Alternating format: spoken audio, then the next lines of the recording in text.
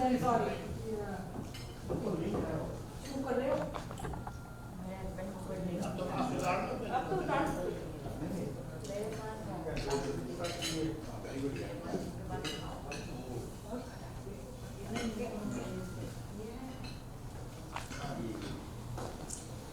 सभी का अभिनंदन करती हूँ। नमस्ते। इस कोरोना अवधि काल में नमस्ते का महत्व और बढ़ गया है। हमारी संस्कृति है प्रणाम करने की, विशेषकर अपने बड़ों को, संबंधियों को और जिनसे भी मिलो उन सबको। कहते हैं कि जिस घर में सभी सदस्य प्रणाम करते हुए सुबह आपस में मिलते हैं, वह घर स्वर्ग बन जाता है, क्योंकि प्रणाम प्रेम है, प्रणाम अनुशासन है, प्रणाम शीतलता है, प्रणाम आदर सिखाता है, प्रणाम से सुविचार आते हैं, प्रणाम झुकना सिखाता है, प्रणाम क्रोध मिटाता है, प्रणाम आंसू धो देता है, प्रणाम अहंकार मिटाता है, प्रणाम हमारी संस्कृति है, प्रणाम ही हमारी संस्कृति है। आप सबका प्रणाम। तो आज के कार्यक्रम जो कि हम हिंदी दिवस मना रहे हैं, उसके उद्घाटन के लिए मैं आमंत्रित करूंगी अंतर्राष्ट्रीय हिंदी समिति के अध्यक्ष श्री राजीव भवसार जी को। राजीव जी समाज सेवा में कम से कम एक दर्जन वर्षों से अधिक समय से कार्यरत हैं। इन्हें पहली बार मैं 2008 में मिली थी, कवि सम्मेलन के संदर्भ में। राजीव जी का नाम आते ही जो शब्द दिमाग में उभरते हैं वो है भरोसेमंद, विश्वसनीय, यानी बिना किसी आशंका के हम इन पर पूरा भरोसा कर सकते हैं। हमारा IHA परिवार कई वर्षों से इन पर निर्भर करता आया है। तो स्वागत है श्रीमान राजीव भवसार जी का। इनके भाव न सावन हरे न भादों सूखे, सदा से। बहुत अच्छे। Thank you, Zara Sangeeta ji. It was so nice of you and so kind of you. नमस्कार। आज हमारा हिंदी दिवस जो हम सेलिब्रेट करते हैं हर साल, तो हमने कायम ही रखा है। हर साल हम first Friday of December Madras pavilion में करते हैं। तो हम ये नया प्रयोग करने जा रहे हैं वर्चुअल वीडियो, लेकिन हम प्रत्यक्ष यहाँ से, हमारे पास 8 लोकल पोएट्स हैं, तो वो अपनी कविताएं सुनाएंगे। एंड आप सबका बहुत बहुत शुक्रिया कि आप हम लोग को इतना प्यार दे रहे हैं कि हम इससे कोरोना टाइम में भी हम लोग इतना साथ मिलजुल करके आपके लिए कुछ न कुछ हम प्रेजेंट कर सकते हैं। ऑल्सो हमारे जो 8 पोएट हैं उन लोगों का बहुत बहुत शुक्रिया। Special thanks to Charlie Patel and Swapan Deriyawan जो हमेशा हमें आगे बढ़ाते हैं। तो इस कोरोना के टाइम पे मैं 2 ही लाइन पढ़ना चाहता हूँ जो हमें कैसे पॉजिटिव रखते हैं, कैसे हमें एनर्जी देते हैं। ऐसे मैंने कहीं से निकाला है। तो ये है कि उन्हीं यादों को सहेजिए, उन्हीं यादों को सहेजिए जो आंखों में चमक पैदा करते हैं, उन्हें नहीं जो चेहरे पे शिकन पैदा करते हैं। और उसी को याद करके और उसी को हम अपने जीवन में रख के मैं ये कहना चाहता हूँ कि पूरा जीवन एक अनुभव है, पूरा जीवन एक अनुभव है। आप जितने अधिक प्रयोग करते हैं उतना ही बेहतर बनते जा रहे हैं। तो ये कोरोना काल में हमें फैमिली के साथ रहने का, अपने दोस्तों के साथ रहने का बहुत ही अच्छा अनुभव हो रहा है और वही हम कायम रखें। भगवान सबकी तबीयत अच्छी रखे, सबको स्वास्थ्य अच्छा रखे, वही प्रार्थना के साथ मैं यहाँ समाप्त कर रहा हूँ। नमस्ते।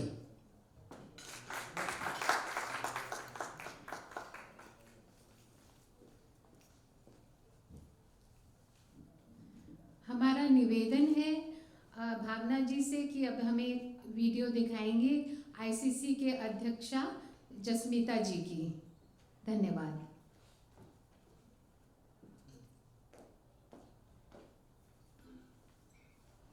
My name is Jasmeeta Singh and I'm the president of India Culture Center.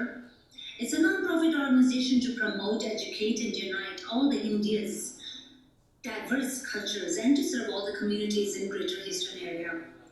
दोस्तों, ये जो खास शाम आप सब खास लोगों के साथ हम बिता रहे हैं और उसका आनंद उठा रहे हैं, उसके लिए हम IHA के बहुत आभारी हैं और हमें इस महफिल में शामिल करने के लिए आप सबका बहुत धन्यवाद करते हैं।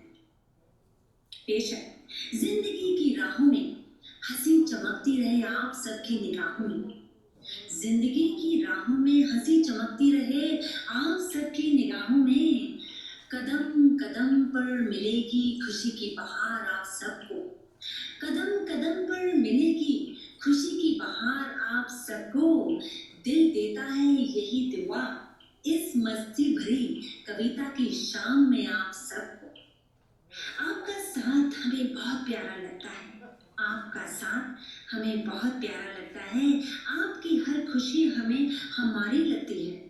कभी दूर ना करना खुद से हमें, कभी दूर ना करना खुद से हमें। आपकी दोस्ती हमें अपनी जान से भी प्यारी लगती है। इन्हीं बातों के साथ मैं आप सबका बहुत बहुत शुक्रिया करूंगी। We have a couple of events coming up on December the 6th. ICC is going to present the 10th Leadership Conference on Sunday at 5 p.m. This year, we have the highly accomplished Chancellor of University of Houston system, you all know, Dr. Renu Khator. Please do join us in the conversation with her. We also invite all the ICC members on December the 13th to attend ICC General Body meeting and ICC elections from 2 to 4. आखिर में मैं दो पंक्तियां कहते हुए आपसे अलविदा लूंगी। दोस्त समझते हो, दोस्तों, दोस्त समझते हो तो दोस्ती निभाते रहना। दोस्त समझते हो तो दोस्ती निभाते रहना। हमें भी याद करना, खुद भी याद आते रहना। हमारी तो हर खुशी दोस्तों से ही है। हमारी तो हर खुशी दोस्तों से ही है। हम खुश रहें ना रहें, आप यूं ही मुस्कुराते रहना। आप यूं ही मुस्कुराते रहना। नमस्कार।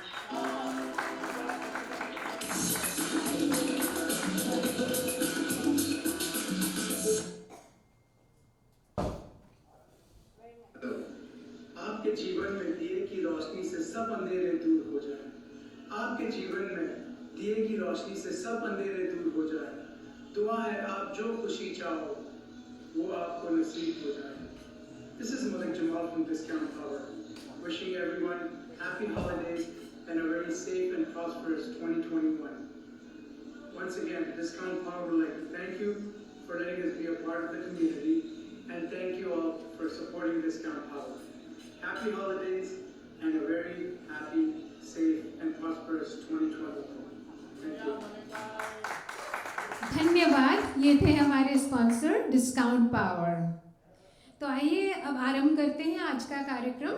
हमारे सबसे पहले कवि मुंबई से आए फतेह अली चातुर जी लगभग 30 वर्षों से ह्यूस्टन में रहते हैं। तकनीकी स्कूल से ज्ञान प्राप्त किया, लेकिन साहित्य में बहुत रुचि है, विशेष रूप से कविताओं में। इनका कविता प्रतिपादन सबको सम्मोह कर देता है और हम सब एक और के नारे लगाते रह जाते हैं। विशेषकर अशोक चक्रधर जी की कॉपी तो ये ऐसे करते हैं कि यदि हम आंखें मूंद लें तो अंतर मिलेगा ही नहीं दोनों में। इनको अभिनय का भी शौक है, छोटे छोटे नाटक लिखते हैं और कई सालों से इन नाटकों का निर्देशन भी कर रहे हैं। ये अभिनय सिखाने का कार्य भी बेखूबी करते हैं। समुदाय में वरिष्ठ यानी सीनियर नागरिकों के लिए सामाजिक सेवा करते हैं और कई अन्य समुदायों में सक्रिय हैं, जैसे एशियाई और चीनी समूह में, भारतीय मुस्लिम संघ में, क्लब 65 में, गुजराती साहित्य सरिता में, इस्माइली मटकी बैंड में और मुंबई के स्काउट समूह में तो 50 साल से अधिक वर्ष से संलग्न है। 1959 में भारत के राष्ट्रपति श्री वीवी गिरी द्वारा राष्ट्रपति स्काउट पुरस्कार भी इन्हें प्राप्त है।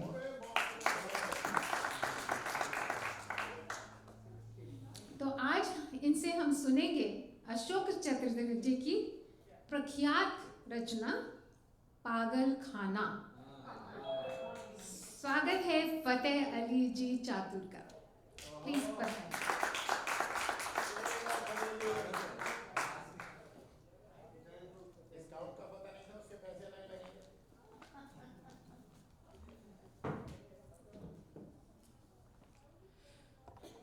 शुक्रिया संगीता जी, पागल खाने का कार्य देने के लिए। एनीवे, आप तो जानते हो कि एक पागल में और कवि में बहुत ही थीन लाइन होती है दोनों के बीच में, क्योंकि अगर कवि के दिमाग में पागलपन न आए तो कविता क्या पैदाइश ही नहीं होता है। कविता जब तभी बनती है जब कवि के दिमाग में पागलपन आता है। तो मुझे एक याद है, हुल्लड़ मुरादाबादी का एक वाकया।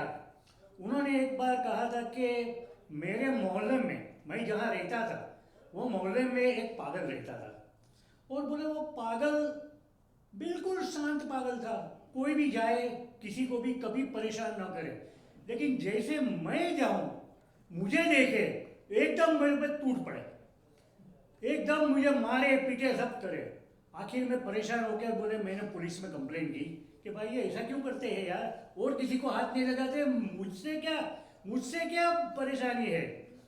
पुलिस ने कहा चलो देखते हैं। तो पुलिस ने भी वही किए, पहले एक बच्चे को भेजा, फिर कोई बुजुर्ग को भेजा, जवान लड़कियों को भेजा, उसने कुछ नहीं किया। हुल्लड़ जी को बोले अभी आप जाके देखिए क्या करता है। हुल्लड़ जी जैसे गए वैसे उसके ऊपर टूट पड़ा, यहां तक कि उसके कपड़े वपड़े फाड़ दिया। तो पुलिस भी परेशान। पुलिस ने बोला, वो पागल को बोला कि भाई एक राज तो बताना कि तू किसी को कुछ नहीं करता है, ये कवि के पीछे क्यों लग पड़ा है। तो पागल बोला, एक मोहल्ले में एक ही रह सकता है। तो ये एक प्रमाण है कि कवि की पागलपन जो है वो लोग मतलब उससे पागलपन की वजह से काफ़ी कविताएं ऊपर आती है। खैर, अब अशोक चक्रधर की ये जो कविता है पागल खाना, मैं सीधा उसी के ऊपर जाऊंगा बिना किसी पूर्व भूमिका के बगैर। तो कवि कहते हैं कि एक संपादक ने हमें पागलों के मनोविज्ञान पर लेख मांगा। हमने अगले ही दिन पागल खाने के लिए कर दिया टांगा।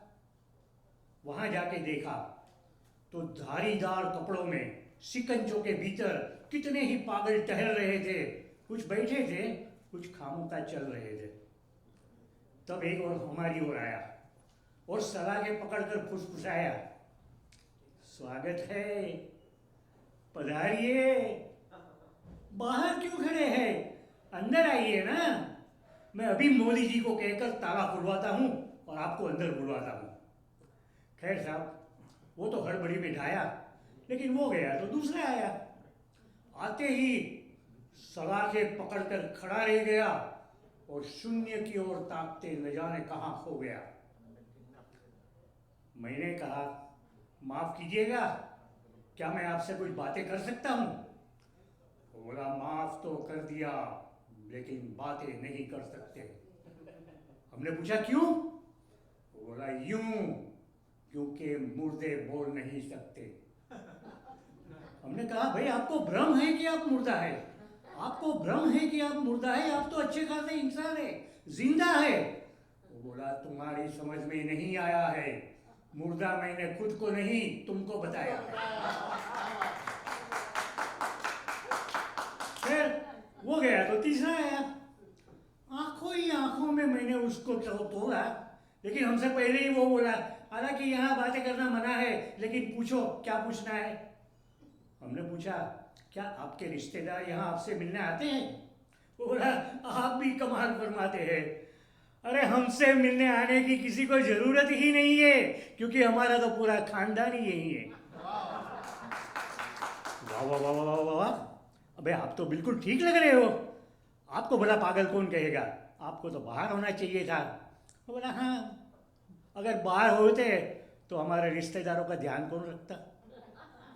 खैर हमने उसे कहा कि देखिए हम ह्यूस्टन यूएसए से आ रहे हैं, अब यहाँ पे मैंने अशोक चक्रधर की कविता को थोड़ा बहुत उसके अंदर बेड़बाल करके थोड़ा उसमें थोड़ी गुस्ताखी की है, तो प्लीज़ मैं उनसे भी माफ़ी मांग लूँगा और आप लोगों से भी माफ़ी मांग लूँगा। हमने कहा देखिए हम ह्यूस्टन यूएसए से आ रहे हैं और हम इस पागल खाने के बारे में कुछ लिखना चाहते हैं, क्या आप हमें यहाँ की गाइडेड टूर करवाओगे, यहाँ की कुछ महान विभूतियों से हमें मिलवाओगे? वो बोला जरूर मिलवाते हैं, लेकिन एक बात बता देते हैं कि यहाँ के निवासी बाहर के लोगों को देखकर बोलना बंद करते हैं और ये सिर्फ अपने स्तर के लोगों को ही पसंद करते हैं। खैर उसने मुझे टूर करवाई, काफ़ी पागलों से मिलवाया, उनमें से कुछ मैं आपको मिलवाता हूँ। इनसे मिलिए, ये है श्री मनोहर दास काले, एक बार यहाँ आ गए पुताई वाले, दीवारों को चूना पोतने लगे, पागलों को भी काम में जोतने लगे। एक कारीगर इन्हें सीढ़ी पकड़ाकर ऊपर चढ़ गया, अब खड़े खड़े इस बेचारे का शरीर अकड़ गया। ये बोला सुनो भैया, पहले से ही बता रहा हूँ ऊंची मजबूती से पकड़े रखना, मैं सीढ़ी हटा रहा हूँ। और साहब उन्होंने सीढ़ी हटा दी और कारीगर की संख्या 1 घटा दी।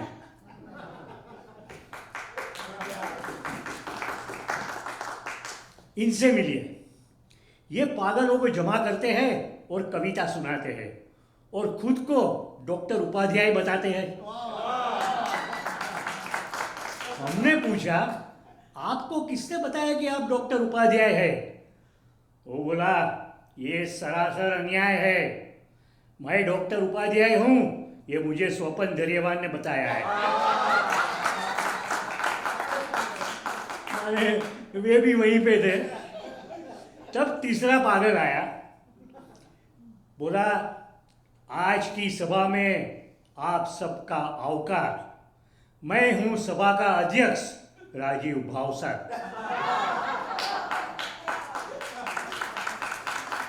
तो खैर पूरी पलटनी वहीं पे थी। तो उस पागल मुझे और आगे लेके गया, मुझे बताया देखिए ये पागल बड़ा दिलचस्प है, लोग इसे अपनी चप्पलें छिपा के रखते हैं और ये पागल भी आपके ह्यूस्टन यूएसए से ही यहाँ आया हुआ है। लोग इससे अपनी चप्पलें छिपा के रखते हैं क्योंकि चप्पल मिलते ही ये उसे पत्थर पर घिसता है और फिर घिसी हुई चप्पल दिखाकर कहता है देखो मैंने कितने धक्के खाए, देखो मैंने कितने धक्के खाए, लेकिन आज तक मेरी उगरानी वसूल नहीं हुई। हमने कहा ये करता था क्या ह्यूस्टन में? बोला ये होलसेल का व्यापारी था और लोगों को क्रेडिट पे माल बेचता था। हमने पूछा आपका नाम क्या है? वो बोला मेरा नाम है फतेह अली चतुर। तो खैर ये अकेले ही नहीं थे, मैं भी साथ में था। तो एक और भी बड़ा दिलचस्प पागल दिखा। इस पागल को ये मिस्टर रोटीलाल है, हाथ में हमेशा रोटी पकड़े रहता है, खाएगा नहीं लेकिन मजबूती से जकड़े रहता है। आप जरा इनसे छीन कर तो देखिए, आपको ही खा जाएगा। ऐसा तो बवंदर तूफान आएगा कि संभाले नहीं संभलेगा, चीखेगा चिल्लाएगा, हालत खराब कर देगा। रोटी पकड़ने की इसकी आदत बहुत बुरी है क्योंकि शायद ये जानता है कि रोटी ही दुनिया की दूरी है। एक और भी बड़ा दिल के अंदर समा जाने वाला पागल मिला, इनसे मिलिए। ये पागल दिन भर लकड़ियाँ बटोरता है और लोगों से माचिस मांगता है, लेकिन यहाँ का हर पागल जानता है कि माचिस मिलते ही ये उसकी चिता सजाएगा और किसी की कोई भी चीज़ रखकर जलाएगा। और अगर पूछो कि ये क्या हो रहा है यार, तो कहेगा समाज का अंतिम संस्कार। समाज के नाम पर उसने कई कंबल, कई कुर्ते, कई दस्तर और पागल खाने के कितने ही रजिस्टर फूंक डाले, कई बार पीटा, लेकिन अरमान निकाले। दरअसल एक दंगे के दौरान कुछ दंगई उसकी लड़की को उठाकर लेके गए थे, बाद में मारकर उसे जमीन में गाड़ दिया था। इस घटना ने उसका संतुलन बिगाड़ दिया और लड़की का अंतिम संस्कार नहीं कर पाया, इसलिए अब समाज का कर रहा है। तो साहब उस पागल ने उस गाइड ने कई पागलों से मिलाए, उनके किस्से सुनाए। कोई अपनी पत्नी के निधन से पागल हो गया, कोई भाई के मरने से स्मृति हो गया, कोई ज़माने की बुराइयों को सही नहीं पाया, कोई बाहर की दुनिया में रह नहीं पाया, किसी को प्रेमिका से गिरा, किसी को धोखा मिला, किसी का कोई सहारा गया, किसी को अपनों ने मारा, किसी को सपनों ने मारा, किसी को भाई ने लूटा, कोई प्रेम में टूटा। लेकिन श्रीमान जी, एक बात कहूँगा कि बाहर की दुनिया से ये पागल बहुत अच्छे हैं, क्योंकि ईमानदार है, सीधे है, सच्चे हैं। आपकी निगाह में ये पागल अवश्य है, लेकिन दुनिया के सबसे जेन्युइन मनुष्य है। पत्नी के मरने से या बिछोड़ने से, हृदय के प्यार से या भावनाओं की मार से यहाँ आ जाते हैं, लेकिन बाहर के लोगों के दरिंदों की तरह ये अपनी औरत को जिंदा नहीं जलाते हैं। देखा आपने इस पागल को? भाई के सदमे ने उसे यहाँ ला पटका, क्योंकि भाई था उसको बहुत प्यारा। लेकिन आपकी बाहर की दुनिया में भाई को भाई कहने वाले हिंदू, मुसलमान, सिख ने एक दूसरे को कैसे मारा?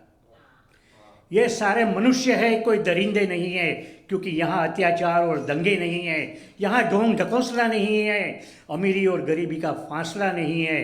ये सारे सर्वाधिक संवेदनशील मानव है। आपकी बाहर की दुनिया में तो सिर्फ दानव ही दानव है। हमें पागल कहने वालों, आज तुम्हें इतना ही बताना है कि इन सलाखों के पीछे तो बिल्कुल सामान्य मनुष्य रहते हैं। लूट खसोटों और भटकी हुई दुनिया, बाहर की दुनिया ही असली पागल खाना है। ये बाहर की दुनिया ही असली पागल खाना है। बाहर की दुनिया ही असली पागल।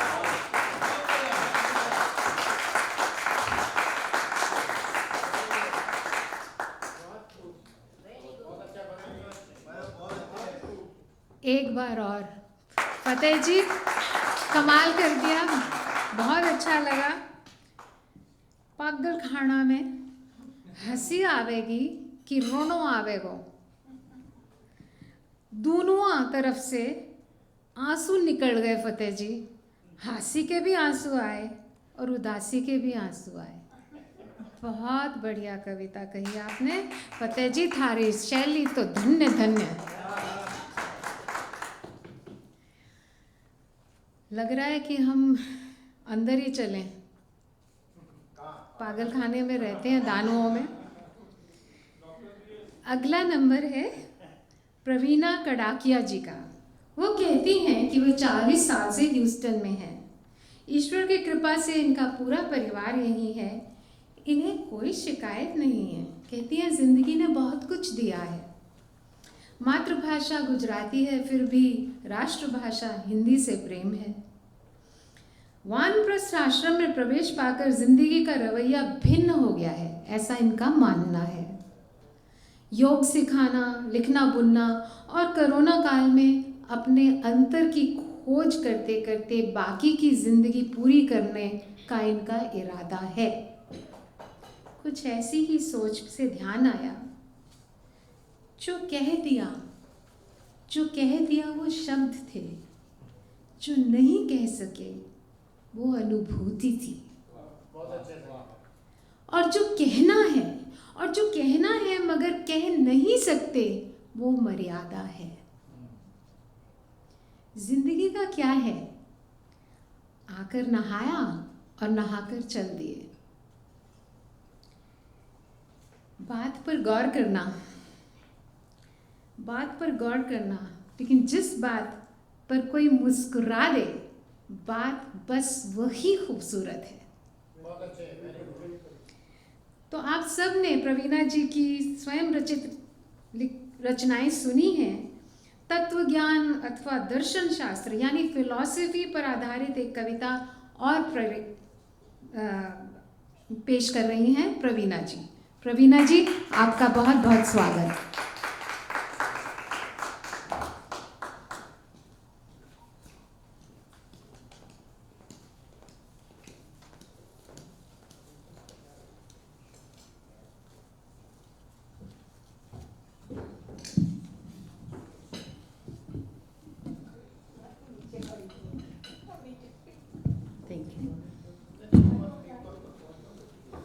नमस्कार सबको। कोरोना ने फैलाई अमास की अंधेरी रात, कब हम मनाएंगे पूनम की रात। कोरोना ने नियोता बिना आकर फैलाया अपना राज, इंसान को बता दी उसकी औकात। मित्रों, हम सब ने कबीर जी का नाम सुना है और कबीर जी की रचनाएं मुझे बचपन से ही बहुत प्यारी थी। आप सब ने सुना होगा, चदरिया जीनी रे जीनी, किसको पता है? पता है ना? हाँ, मुझे वो बचपन से बहुत ही प्यारी थी। बचपन में वो गाना थोड़ा सा समझ में आता था। जवानी आई जाने के लिए तो कुछ उसमें मतलब नहीं था, मगर जब संगीता जी ने बताया कि वानप्रस्थ आश्रम में आ गई तो पता चला कि इसका कितना गहरा मतलब है। और वो पढ़कर मैंने अपनी ओर से 2 शब्द लिखे हैं। चदरिया मैली रे कीनी, चदरिया मैली रे कीनी, बुनने वाले ने प्यार से बुनी, मूर्ख मैली कीनी, चदरिया मैली रे कीनी। जग के रंग में ऐसी रंग दी, स्वार्थ से मैली कीनी, चदरिया मैली रे कीनी, मूर्ख चदरिया मैली रे कीनी। Thank you. डूब संसार में प्यार न कीनो, मोह में गंदी कीनी, चदरिया मैली रे कीनी, मूर्ख चदरिया मैली रे कीनी। सत्य से आंख मिचौली खेली, झूठ में उलझी मूंदी, चदरिया मैली रे कीनी, चदरिया मैली रे कीनी। निर्मल विचार की गंगा छाड़ी, मलिन जल में होड़ी, चदरिया मैली रे कीनी, मूर्ख चदरिया मैली रे कीनी। मेरे पति मुझे प्रवीणा नहीं पमी करके बुलाते थे। प्रयत्न और पुरुषार्थ कीनो, अब ये उम्र पे आकर कब से शुरू कर दिया। प्रयत्न और पुरुषार्थ कीनो, दास पमी ने ऐसी ठानी, धोके वापस दीनी, चदरिया धोके वापस दीनी। जो मैंने की थी ना, अब धोके वापस देने की ठान ली है मैंने। ऐसी नहीं ले जाऊंगी, भगवान के पास जाऊंगी तब धोके ले जाऊंगी। कहते हैं जब आँख खुलती है तब सवेरा होता है, अब सवेरा हो चुका है, धोके वापस दीनी, चदरिया धोके वापस दीनी।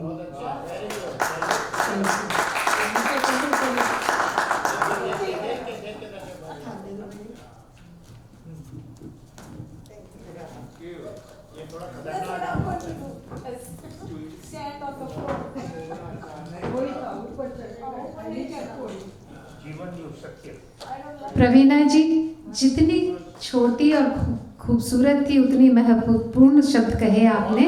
बहुत बहुत धन्यवाद।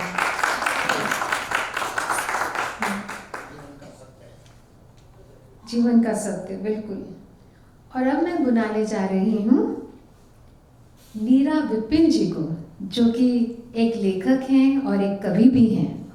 शौक के रूप में उन्होंने पढ़ाना शुरू किया था और शिक्षिका बनकर इसी को उन्होंने अपना करियर बनाया। कला में मास्टर डिग्री है उनके पास और शिक्षा में बैचलर स्नातक डिग्री की धारक हैं वो।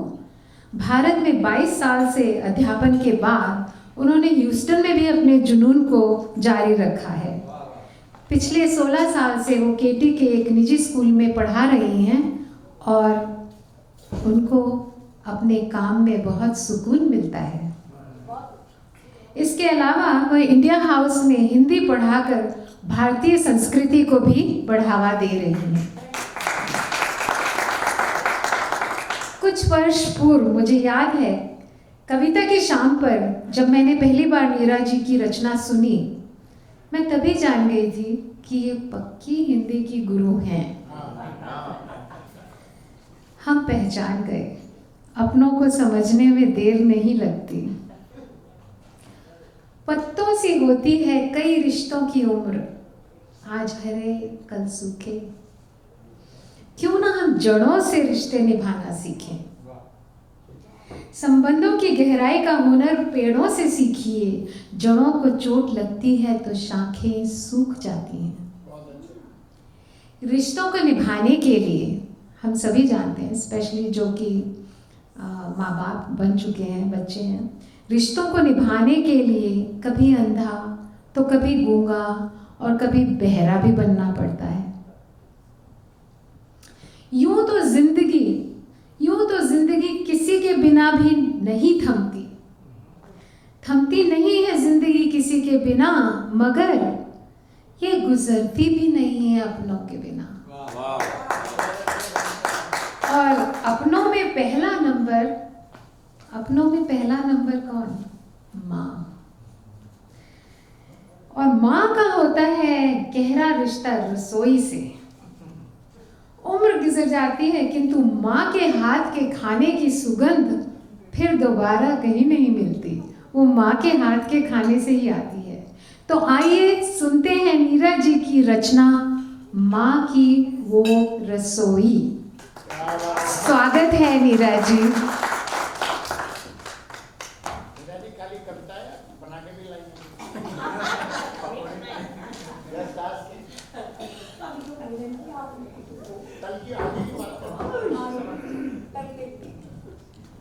ओ बाप रे, ये तो बड़ा जबरदस्त खतरनाक है।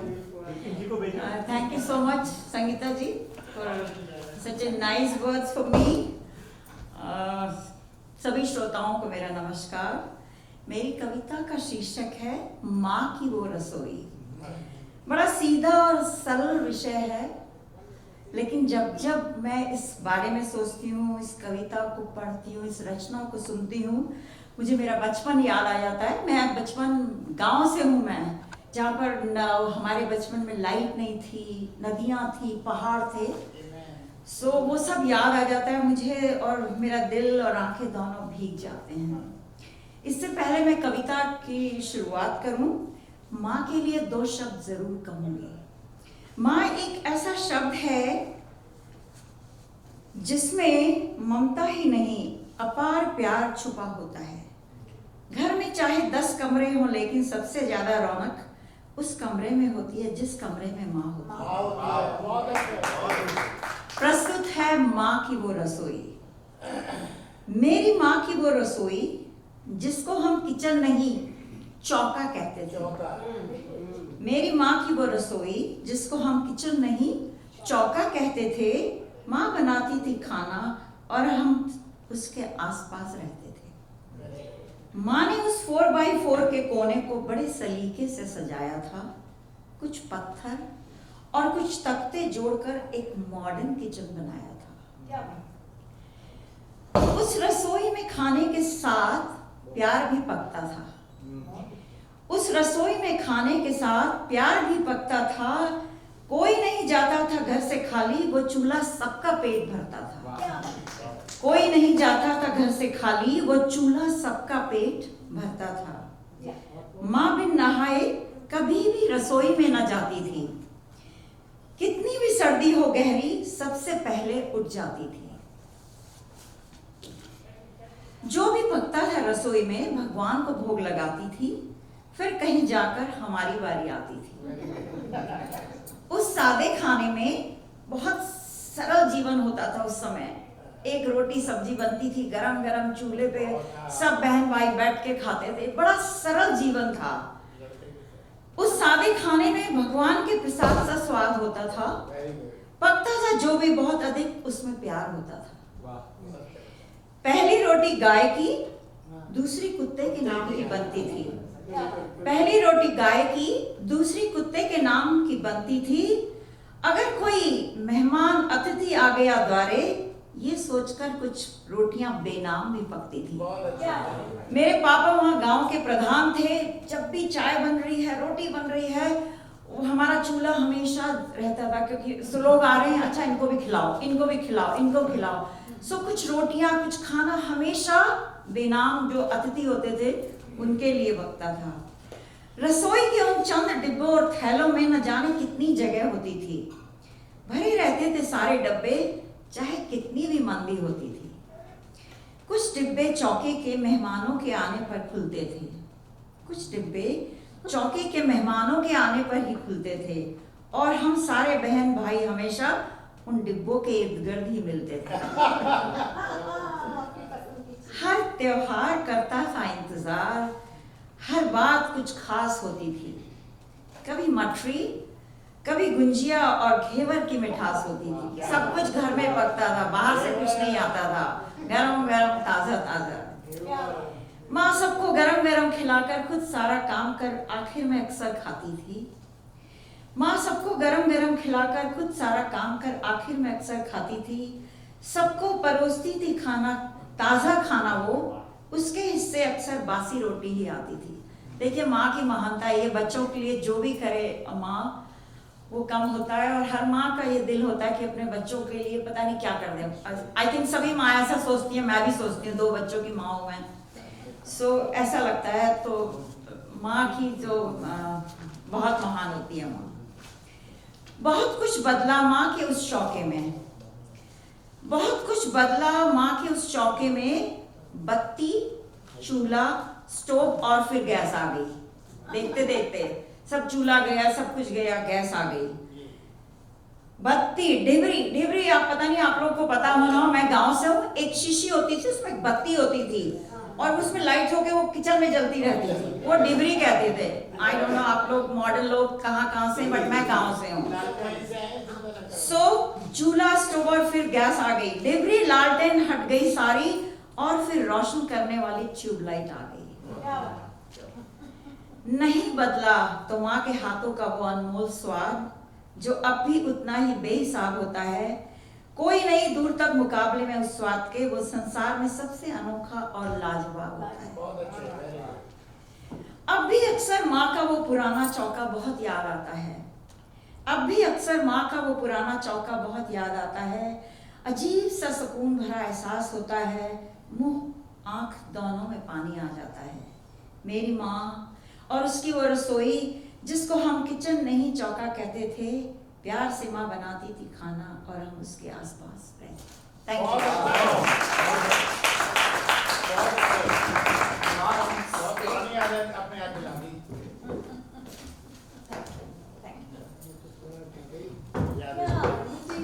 बहुत बहुत धन्यवाद मीरा जी का। फिर से एक बार तालियां हो जाए मीरा जी के लिए, एक माँ के लिए। सचमुच माँ महान होती है। रखा करो नजदीकियां, जिंदगी का कुछ भरोसा नहीं। खासकर आज के कोरोना, रखा करो नजदीकियां, जिंदगी का कुछ भरोसा नहीं। फिर मत कहना चले भी गए और बताया भी नहीं। चाहे जिधर से गुजरिए, मीठी सी हलचल मचा दीजिए।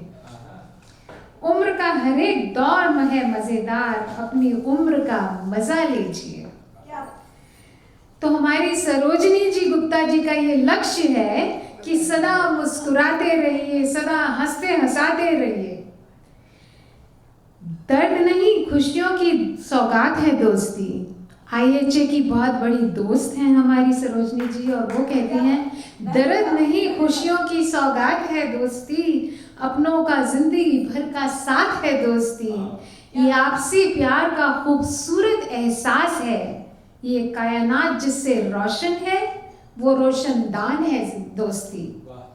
तो आइए स्वागत करते हैं एक बार फिर हम सरोजनी गुप्ता जी को सुनेंगे। और आप सब जानते हैं सरोजनी और सुभाष गुप्ता जी को, इनके परिचय की आवश्यकता किसी को नहीं है। पिछले 46 वर्ष पूर्व एक्चुअली सरोजनी जी दिल्ली यूनिवर्सिटी से ग्रेजुएट होकर सुभाष जी के साथ यहाँ अमेरिका आई थी और कोलंबिया यूनिवर्सिटी से इन्होंने डिग्री ली। ह्यूस्टन में 35 वर्ष से हैं और लंबे काल से दोनों तन मन धन से जन सेवा में लगे हुए हैं। छोटे बच्चों के संग भी सरोजनी जी ने अपने पति जी के व्यवसाय में लगातार सहायता करी, जिससे कि आज इनके सुपुत्र वॉल स्ट्रीट में हैं और इनकी सुपुत्री चिकित्सा के पेशे में संलग्न हैं।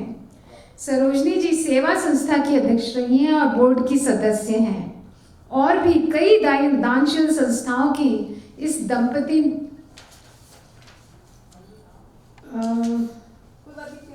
ने स्थापना की है।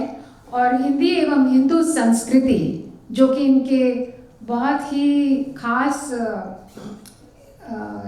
जिसमें इनकी रुचि है, हिंदू और हिंदी के बढ़ावे के लिए और हिंदी संस्कृति के बढ़ावे के लिए ये हमेशा उदारतापूर्ण सेवा करते रहते हैं।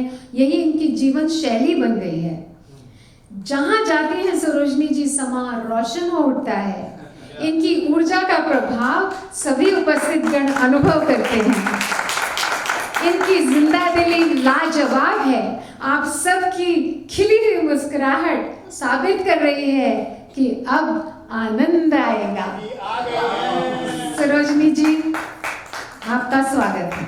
इसलिए आप जरा ये एडजस्ट कर दीजिए, मैं नीचे खड़ी हूँ। सब एडजस्ट हो जाएगा, पहुंचो तो सही।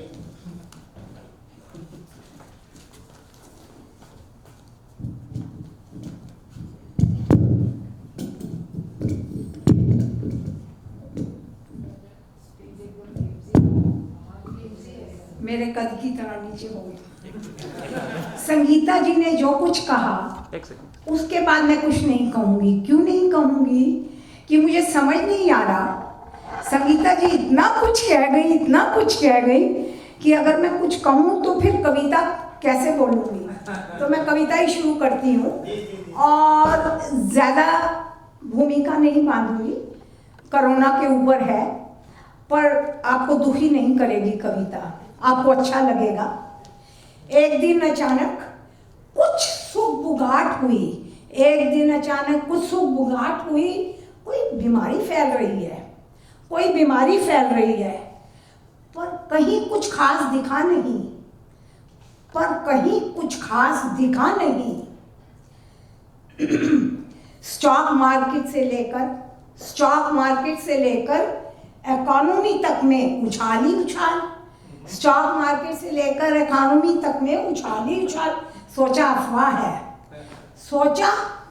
है ऐसे ही खत्म हो जाएगी। सोचा अफवाह है ऐसे ही खत्म हो जाएगी। फिर अचानक चारों ओर शोर हुआ। फिर अचानक चारों ओर शोर हुआ। बढ़ता गया यह कोरोना, फैलता गया। बढ़ता गया यह कोरोना, फैलता गया। आग की तरह बेकाबू हो गया। आग की तरह बेकाबू हो गया और जिंदों को निगलता रहा। आग की तरह बेकाबू हो गया और जिंदों को निगलता रहा। सबको डराता रहा, कंप कपाता चला गया। सबको डराता गया, कंप कपाता चला गया। दुनिया की सर्वशक्तिमान विभूतियों को, दुनिया की सर्वशक्तिमान विभूतियां डगमगाने लगी। दुनिया की सर्वशक्तिमान विभूतियां डगमगाने लगी। फैले कोरोना के भूचाल से थर्राने लगी। कारण कोई जानता नहीं। सीडीसी तक तीर तुक्के लगाने लगी। सीडीसी तक तीर तुक्के लगाने लगी। कभी संपर्क से, कभी हवा से, कभी कीटाणुओं से, कभी इससे, कभी उससे फैलने का कारण बताने लगी, कभी इससे कभी उससे फैलने का कारण बताने लगी, कभी इससे कभी उससे फैलने का कारण बताने लगी। इलाज कहाँ था जब कारण ही लापता था? इलाज कहाँ था जब कारण ही लापता था? सीडीसी ने कहा मुंह पर पट्टी बांधो, सीडीसी ने कहा मुंह पर पट्टी बांधो, दूर दूर रहो। हमने सब कुछ किया। सीडीसी ने कहा मुंह पर पट्टी बांधो, दूर दूर रहो। हमने सब कुछ किया, पर क्या हुआ? हमने सब कुछ किया फिर भी ये फैलता गया। हमने सब कुछ किया फिर भी ये फैलता गया। साइंटिस्ट, रिसर्चर्स करें बहुत कुछ, पर यह तो ऐसी मुसीबत है, टलती नहीं, दूर भागती नहीं। लगता है बेशरम है ये कोरोना। चलो इसे मिलकर कोसते हैं, चलो इसे मिलकर कोसते हैं, झाड़ते हैं, दूर भगाते हैं। बेशर्मी की भी हद हो गई, बेशर्मी की भी हद हो गई। जाता है फिर आता है, चारों ओर फैल जाता है, जाता है आता है फिर चारों ओर फैल जाता है। लगता है इसका स्थायी इलाज करना ही पड़ेगा, लगता है इसका स्थायी इलाज करना ही पड़ेगा। टीका लगा इसे सदा के लिए भगाना होगा, टीका लगा इसे सदा के लिए भगाना होगा। फिर हम तुम सब मिलेंगे खुले मुंह, बिना पट्टी ठाके मार हंसेंगे। फिर हम तुम सब मिलेंगे खुले मुंह, बिना पट्टी ठाके मार कर हंसेंगे। दावते उड़ाएंगे, दावते उड़ाएंगे, खूब खाएंगे खिलाएंगे। दावते उड़ाएंगे, खूब खाएंगे खिलाएंगे, हंसेंगे हंसाएंगे, नाचेंगे गाएंगे, पहले जैसे हो जाएंगे। हंसेंगे नाचेंगे, पहले जैसे हो जाएंगे। राम करे ऐसी मुसीबत फिर ना आए, राम करे ऐसी मुसीबत फिर ना आए। जीवन इस तरह सहमा सहमा बंधा बंधा ना हो जाए, जीवन इस तरह सहमा सहमा बंधा बंधा ना हो जाए। सीख लिया हम सब ने, सीख लिया हम सब ने कुछ ना कुछ इससे, सीख लिया हम सब ने कुछ ना कुछ इससे।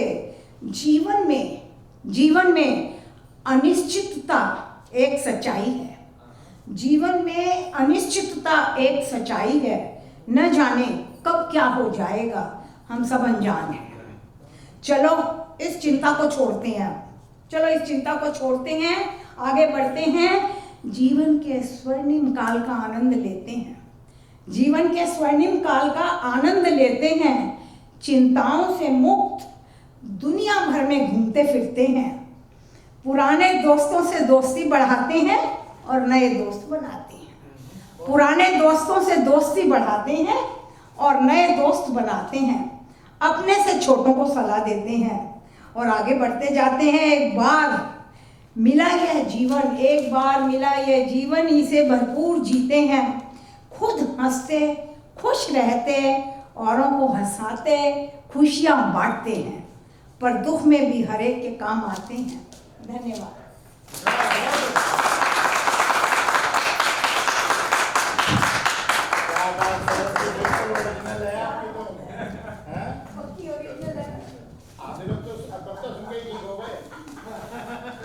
आपकी स्वयं रचित रचना को बहुत दिल से सबको पसंद आई। हम सबको महसूस हो रहा है, हम सब ये कुछ अनुभव कर रहे हैं जो आपने कहा। सबको इंतज़ार है वो घड़ियाँ फिर से आए, फिर से खाए पिए, फिर से मिले जुले। बहुत बढ़िया सरोजनी जी। और अब मैं बुलाऊंगी प्रमोद बेंगानी जी को। व्यावसायिक रूप से केमिकल इंजीनियरिंग के कार्यकारी हैं वे। राजस्थान भारत से हैं, पर कलकत्ता में इनका पालन पोषण हुआ। गज़लों, कव्वालियों, शेरों और शायरी में बेहद रुचि रखते हैं। ये सब हम IHA परिवार वाले तो जानते हैं। ह्यूस्टन में पिछले 30 वर्षों से हैं। समुदाय में बहुत सक्रिय हैं। दोनों स्वयं सेवा और नेतृत्व में हमेशा अग्रणी रहे हैं। ICC क्लियर लेक और ICC ह्यूस्टन के भी अध्यक्ष रहे हैं। JVB ह्यूस्टन के बोर्ड में हैं। JVB और अंतर्राष्ट्रीय हिंदी एसोसिएशन का जो आपसी मिलाप है, उसका पूरा श्रेय इन्हीं को ही जाता है। IHA के आजीवन सदस्य तो ये हैं ही। हमारा सौभाग्य है कि आज इनकी धर्मपत्नी अंजू जी भी हमारे साथ हैं।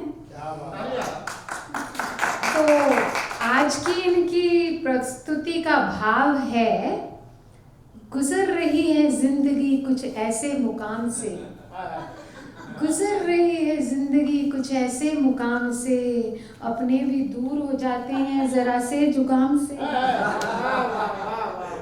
तो आप समझ गए होंगे कोविड पर ही आधारित है, पर आप ये नहीं जानते कि इस दिसंबर स्पेशल कविता में कोविड और क्रिसमस को कैसे जोड़ा गया है।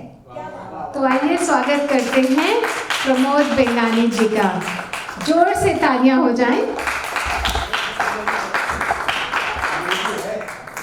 जोर से तो विजय जी बजाएंगे।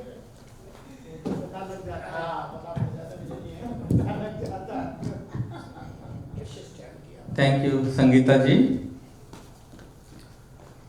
उपस्थित कविजन, श्रोताजन और फेसबुक पर आए कविता प्रेमियों को मेरा सत नमन। धन्यवाद है IHA के संचालकों का, जिन्होंने कोविड पेंडेमिक के बावजूद इस बड़े दिवस क्रिसमस पर होने वाले कवि सम्मेलन की श्रृंखला को टूटने नहीं दिया। मैं आज आपके सामने मेरे परिवार के सदस्य डॉक्टर पवन जैन की 2 कविताएं प्रस्तुत करूंगा। यूपी राज्य के लखीमपुर शहर में बड़े हुए हैं पवन जी। फिर उन्होंने अमेरिका से PhD की और अब वो वर्जीनिया यूनिवर्सिटी में प्रोफेसर हैं। वैसे वो है प्रोफेसर, लेकिन अपने आप को लाइफ लॉन्ग लर्नर के नाम से परिचित करवाते हैं। धन्यवाद पवन जी, आपकी रचनाएं शेयर करने के लिए। प्रोग्राम के लिए जब स्वपन जी ने संदेश भेजा तो मैंने पवन जी से विनती की कि कोविड और क्रिसमस पर अपने भाव व्यक्त करें, और उन्होंने हमारा मान रखा और कविता लिखकर भेजी। पर उस कविता के प्रस्तुति के पूर्व मैं उनकी एक कविता बदलता जमाना पढ़ना चाहूंगा। आशा आपको पसंद आएगी, क्योंकि कोविड के कारण आज सब हम घर में बंद हैं। ऐसे में स्वाभाविक है खाली वक्त पुरानी यादें आती रहती हैं, लाती रहती हैं। पुराने दोस्त, पुराने परिजन सबसे फिर से टच में आने का जैसे संजोग सा बन गया है। पुराने एल्बम, डिजिटल फोटोग्राफी के जमाना नहीं रहा उस समय, पुराने एल्बम खोल के पुरानी यादें ताजा कर रहे हैं। यह कविता उन्हीं फोटो के खजानों पर है, फोटो के खजानों पर। फोटो के खजाने में चेहरे तो कई दिखे, पर यादें खो गई कहीं। दिल की तिजोरी में यादों का खजाना मिला, पर फोटो कोई नहीं। देखिए कॉन्ट्रास्ट। फोटो के खजाने में चेहरे तो कई दिखे, पर यादें कोई नहीं। दिल की तिजोरी में यादों का खजाना मिला, पर फोटो कोई भी नहीं। वो छत पर गर्मी में भाइयों के साथ सोना याद आ गया। वो ट्रेन के सामान्य बोगी में पूरी और लहसुन की चटनी का स्वाद याद आ गया। एक भी फोटो नहीं मिली दादी के प्यार और माँ के दुलार की। वीडियो रिकॉर्डिंग नहीं मिली नानी के आम के अचार की। याद है बचपन में कितनी मस्ती थी, तब पृथ्वी इंसानों में बसती थी, तब पृथ्वी इंसानों की बस्ती थी। पूरा मोहल्ला अपना परिवार था। माँ की ममता कितनी सस्ती थी। दोस्तों से बिना अपॉइंटमेंट मिलते थे, फूल भी बिना रुकावट खिलते थे। माँ की गोद में कितना सुहाना लगता था मौसम, पेड़ भी अपनी मस्ती में हिलते थे। अच्छी तरह याद है माँ दुख में भी हंसती थी, साधन कम थे फिर भी कितनी मस्ती थी। एक पल पूरी डिटेल में याद है, उस समय शायद तस्वीरें दिल में बसती थी। बचपन बीत रहा वीडियो गेम और सोफिस्टिकेट खिलौनों में। बचपन बीत रहा वीडियो गेम और सोफिस्टिकेट खिलौनों में, सुख चैन सब कैद हैं फैंटास्टिक स्मार्टफोनों में। कभी जीवन बसता था आंगन में, आज सब व्यस्त हैं घरों के कोनों में। आज जीवन शैली कितनी बदल गई है, आज जीवन शैली कितनी बदल गई है, दिल में बसी यादों की तस्वीर जल गई। आज जीवन शैली कितनी बदल गई, दिल में बसी यादों की तस्वीर जल गई। शायद इसीलिए दिल की तिजोरी में यादों का खजाना मिला पर फोटो नहीं मिला। फोटो के खजाने में चेहरों तो कई दिखे पर यादें कोई नहीं मिली। दिल की तिजोरी में यादों का खजाना मिला पर फोटो कोई नहीं मिली। धन्यवाद। अब मैं पवन जी की दूसरी कविता जो उन्होंने आज के प्रोग्राम के लिए खासकर लिखी है पढ़ता हूं। कविता व्यंग से खास हास्य से मस्ती और मस्ती से दर्द की तरफ जाती है और अंत में कोविड में जीवन कैसे जिए ये सिखा जाती है। वैक्सीन की दौड़ में जुटे इंग्लैंड और अमेरिका। वैक्सीन की दौड़ में जुटे इंग्लैंड और अमेरिका। लगता है इन देशों ने भारत से कुछ नहीं सीखा। यदि वो नाले पे बैठे गोलगप्पे वाले में इन्वेस्ट करते तो बड़े बड़े वायरस भी बॉर्डर क्रॉस करने से डरते। खरबों रुपये झांक दिए कोरोना की लड़ाई में, कोई वायरस नहीं टिकता जब समोसा तलता है कढ़ाई में। खरबों रुपये झांक दिए कोरोना की लड़ाई में, कोई वायरस नहीं टिकता जब समोसा तलता है कढ़ाई में। दिन का तो ठीक है, ये विषाणु रात का है अमिताभ बच्चन। रातों में निकलता है कोरोना, हरने सबका जीवन। खैर, हमने रात में कर्फ्यू लगाकर उसे भी कर दिया इंतजाम। दिन में भले करो कितनी भी मस्ती, रात को घर में आराम। किसी ने सही कहा, जीवन एक रंगमंच का खेल है और ट्रंप के सुझावों के सामने बाकी सब फेल है। किसी ने सही कहा, जीवन एक रंगमंच का खेल है, ट्रंप के सुझावों के सामने बाकी सब फेल है। कबीरदास जी उर्फ प्रेसिडेंट ट्रंप ने बताया सबसे उम्दा उपाय, जो क्लोरॉक्स का इंजन लगाए तो वायरस निकलना है। जो क्लोरोक्स का इंजेक्शन लगाए तो वायरस निकट ना आए। मेरे एक मित्र बोले ये कोरोना सब बकवास है, दोस्तों खूब करो मस्ती जब तक पैसा अपने पास है। मैंने कहा ये बंगला गाड़ी दोस्त और धन तब तक ही है काम के जब तक है जीवन। अब यहां से कविता थोड़ा सीरियस हो जाती है। जाने कितने डॉक्टर मर गए, कितनों की है तैयारी। मृत डॉक्टर की भोली बिटिया सोच रही, भगवान को जाने क्या हुई बीमारी। अपने इलाज के लिए पापा को अपने पास बुला लिया। उसकी भोली बात ने मुझे रुला दिया। मुझे रोता देख बोली, आप क्यों रो रहे हैं, क्या आपको भी है कोई बीमारी। पापा गए तो क्या हुआ, मुझे आती है डॉक्टरी सारी। मैं अभी लाती हूं डॉक्टर का किट और 2 मिनट में आपको कर दूंगी फिट। थोड़ी दूर गई, फिर मुड़कर मेरी तरफ आने लगी और मुझे देखकर मुस्कुराने लगी। बोली, मैंने भगवान को लेटर लिखा है, आप रखना राज। मम्मी को मत बताना वरना फिर हो जाएगी नाराज। लेटर में लिखा था, क्रिसमस आ रहा है, पापा कब आएंगे, लेट हो जाएगी, कब मेरे खिलौने लाएंगे। आइसक्रीम ही नहीं खाई, बीत गए कितने संडे। पापा है मुझे बिठाते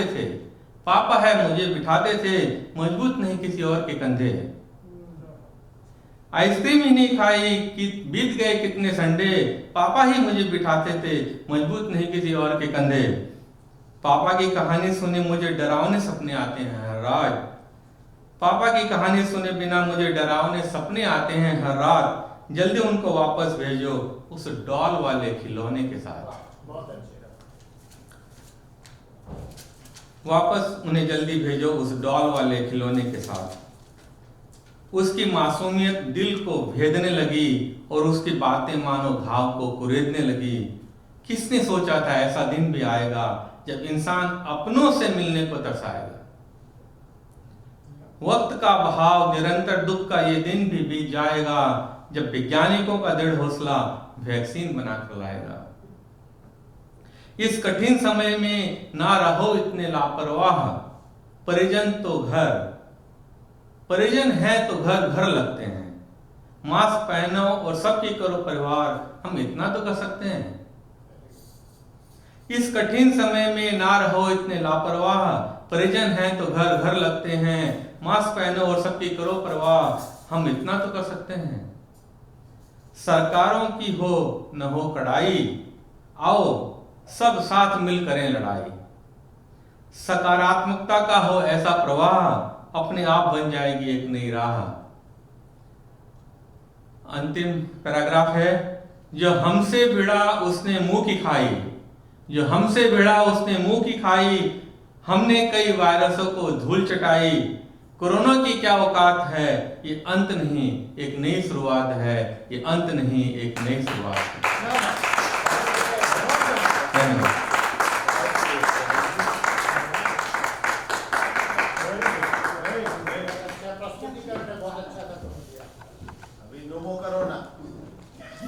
बहुत बढ़िया प्रमोद जी, बहुत बढ़िया। कोरोना की क्या औकात, बिल्कुल बहुत हो गया। बरसात गिरी और कानों में कह गई, गर्मी हमेशा किसी की भी नहीं रहती, कोरोना की भी नहीं रहेगी, कोरोना को भी जाना ही पड़ेगा। नसीहत नरम लहजे में अच्छी लगती है, क्योंकि दस्तक का मकसद दरवाजा खुलवाना होता है, तोड़ना नहीं। तो ऐसे ही नरम लहजे वाले, सहज लहजे वाले, सरल स्वभाव के हमारे श्रीमान स्वपन जी का स्वागत करके, जो नसीहत देते हैं पर कितने नरम लहजे में। तो श्री स्वपन धैर्यवान जी 1999 में मुंबई भारत से ह्यूस्टन चले आए। उन्होंने 2004 में टेक्सास स्टेट बोर्ड से CPA की डिग्री प्राप्त करी और MD एंड एसोसिएट्स LLP नामक कंपनी की स्थापना करी। इनका अपना अभ्यास 2005 में डैलस और 2008 में स्प्रिंग तक विस्तारित हो गया। 2007 से इन्होंने इंडिया कल्चर सेंटर के साथ निदेशक के रूप में कार्य किया। तब से उसी से जुड़े हुए हैं। श्री धैर्यवान 2009 में ICC ह्यूस्टन के उपाध्यक्ष और 2010 में अध्यक्ष बने और उसके बाद ट्रस्टी बने, और अभी तक उनके एडवाइस के बिना कुछ नहीं होता वहाँ पर। वह विभिन्न गैर लाभकारी संगठनों के स्वयंसेवक तो हैं ही। जितनी संस्थाएं मैं जानती हूँ उससे ज़्यादा के में संलग्न रहते हैं। Foundation for India studies, Seva international, Hindus of Greater Houston, international Hindi association को तो इन्होंने बहुत बढ़ावा दिया है। भारतीय Muslim association of Greater Houston, Indo American conservative association of Texas, इन सभी संघों के विभिन्न सामुदायिक सेवा पुरस्कारों से भी प्राप्त करता है, और टेक्सास सोसाइटी ऑफ CPAs के भी हैं। चैम्बर ऑफ कॉमर्स के ये 2 बार अध्यक्ष रह चुके हैं। स्वपन जी बहुत ही सरल होते हुए भी सब तरह के कार्यों में निपुण व अग्रिम रहते हैं। अंतर्राष्ट्रीय हिंदी समिति के नेशनल हेड की पद्धति संभाल कर इन्होंने ह्यूस्टन का नाम विश्व भर में के हिंदी जगत में रोशन किया। स्वपन जी अपनी पत्नी पल्लवी व सुपुत्री ईशा के साथ शुगरलैंड में रहते हैं। हम स्वपन जी के बहुत आभारी हैं, क्योंकि कल ही उन्होंने हमारी याचना सुनी कि हमारी एक कवित्री नहीं आ पा रही हैं, और उन्होंने अपनी प्रस्तुति देने का कार्य संभाल लिया। तो उन्हें एक ही दिन का टाइम मिला है ये आज की प्रस्तुति देने के लिए। और आज स्वपन जी हिंदी दिवस के उपलक्ष्य में हमें साहित्य गाथा सुनाएंगे और फिर वही गुणगान कविता ढाई अक्षर। ढाई अक्षर में तो बहुत दम है। स्वपन जी आपका बहुत बहुत स्वागत है, बहुत धन्यवाद आप आ रहे हैं हमारे बीच। Thank you so much. हाँ, कवि के रूप में धन्यवाद। आपने तो पूरा मेरा रेज्यूमे ही पढ़ लिया, ये तो पता नहीं कहाँ से आपको मिला, परंतु डेट्स वाइज आपने सब कुछ बताया, सब संस्थाओं के नाम लिए, बहुत बड़ी बात है। आपने बहुत अच्छा रिसर्च किया। हमेशा कहते हैं कि स्वपन जी को कौन नहीं जानता। बट जैसे फॉर्मल आपने बहुत अच्छी तरह से बनाया, बट धन्यवाद संस्था का जो है, बहुत धन्यवाद। नमस्कार श्रोताओं, आज जो है IHA अंतर्राष्ट्रीय हिंदी समिति के मंच से जो है मैं आपको अभिवादन करता हूँ। हिंदी दिवस के उपलक्ष्य में आपको सबको जो है इस अनोखा प्रयास जो हम कर रहे हैं इसके लिए हम खुश हैं और आपको अभिवादन करते हैं। सारे जो है कमेटी मेंबर्स जो है, राजीव, चार्ली, डॉक्टर साहब, संगीता जी, बहुत बहुत बढ़िया कि आपने जो है इतने शॉर्ट टाइम में इतने ये सब आयोजन किया, बहुत बहुत धन्यवाद।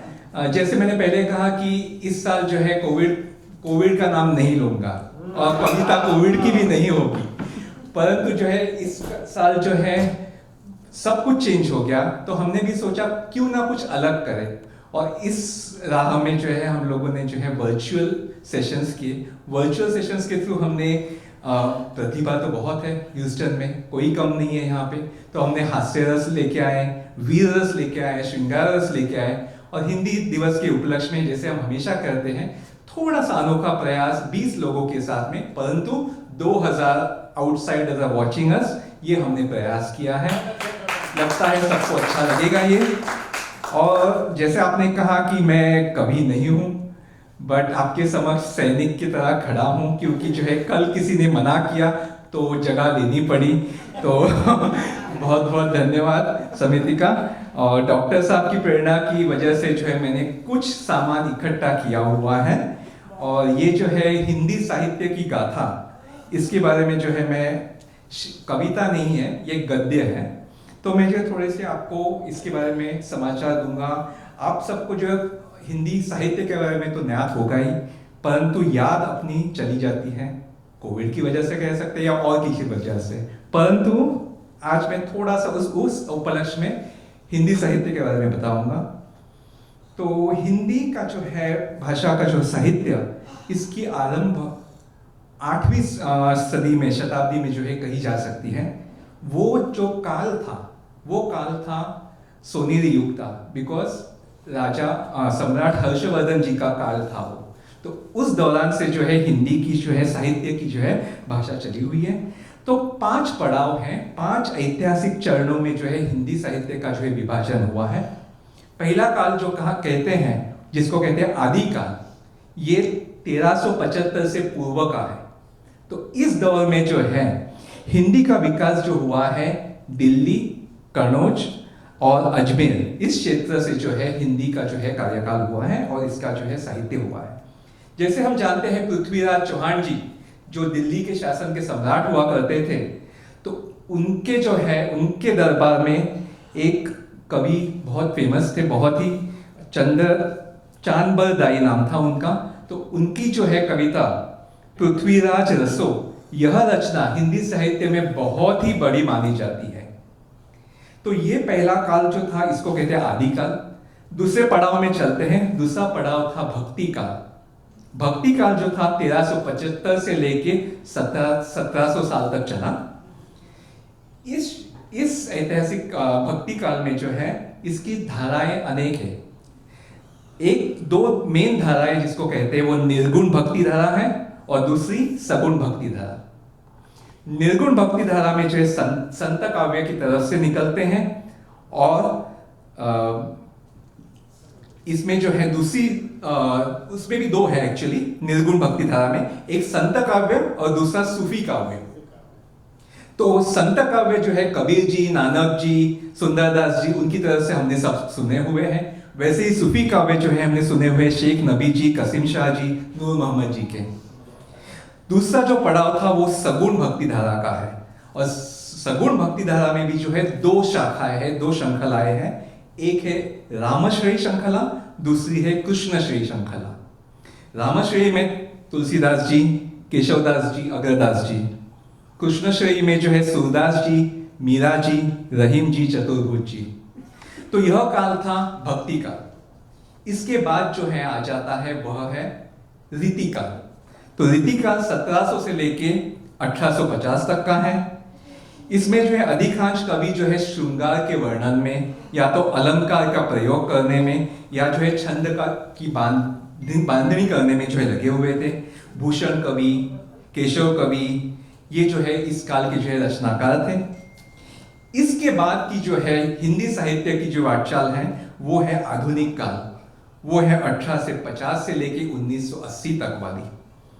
तो इसमें जो है गहरा प्रभाव इसमें जो रहा है वह है गद्य का भी और पद्य का भी। छायावादी, प्रगतिवादी और प्रयोगवादी ये इसमें इस काल के दौरान हुए हैं।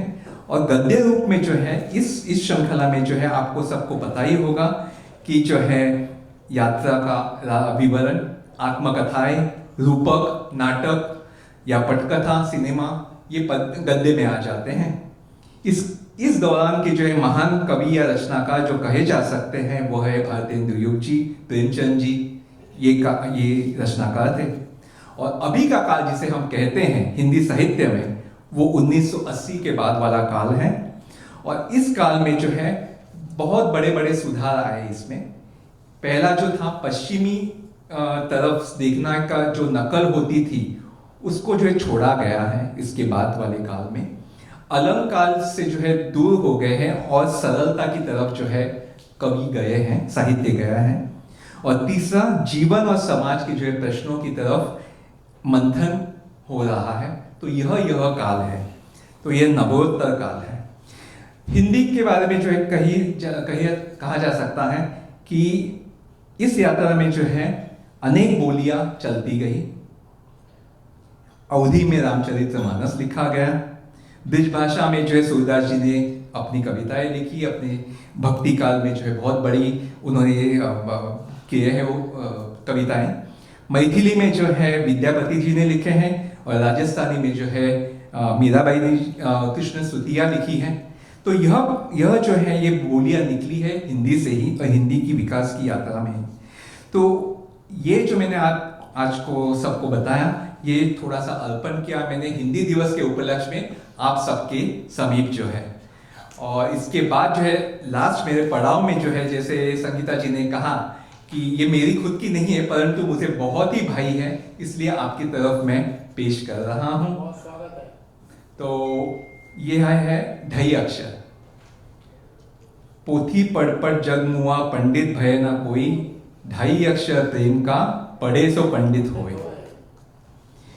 ढाई अक्षर के ब्रह्मा और ढाई अक्षर की सृष्टि, ढाई अक्षर के विष्णु और ढाई अक्षर की लक्ष्मी, ढाई अक्षर के कृष्ण और ढाई अक्षर की कांता, राधा जी का नाम भी कांता कहा जाता है, ढाई अक्षर के रुद्र, ढाई अक्षर की दुर्गा और ढाई अक्षर की शक्ति, ढाई अक्षर की श्रद्धा, ढाई अक्षर की भक्ति, ढाई अक्षर का त्याग और ढाई अक्षर का ध्यान,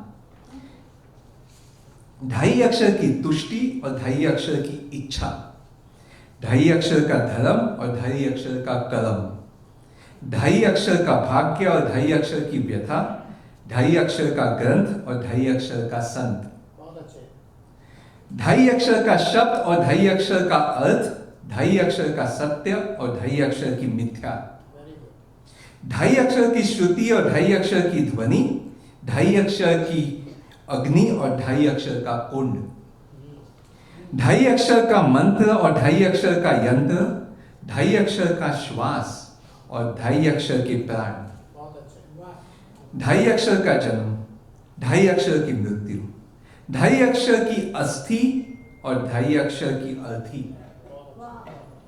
ढाई अक्षर का प्यार, ढाई अक्षर का युद्ध और ढाई अक्षर की शांति, ढाई अक्षर का मित्र और ढाई अक्षर का शत्रु, ढाई अक्षर का प्रेम और ढाई अक्षर की घृणा। जन्म से लेकर मृत्यु तक हम बंधे हैं ढाई अक्षर में, ढाई अक्षर ही वक्त में और ढाई अक्षर ही अंत में। धन्यवाद।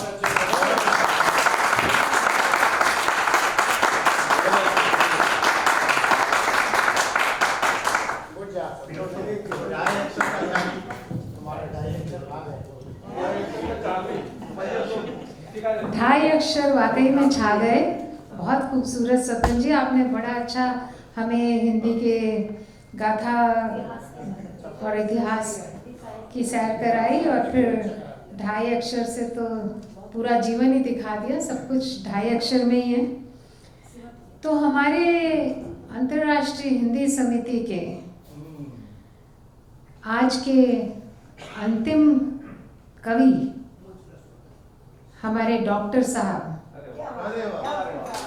केडी उपाध्याय जी अब हम सबको जगा देंगे, ऊर्जा से भर देंगे। मुझे कह रहे थे अभी कि बेकार में ही लोग कहते हैं कि पत्नियां कभी अपनी गलती नहीं मानती हैं। बेकार में ही लोग कहते हैं कि पत्नियां अपनी गलती कभी नहीं मानते हैं। हमारी सरोज जी तो रोज मानती हैं, गलती हो गई तुमसे शादी करके।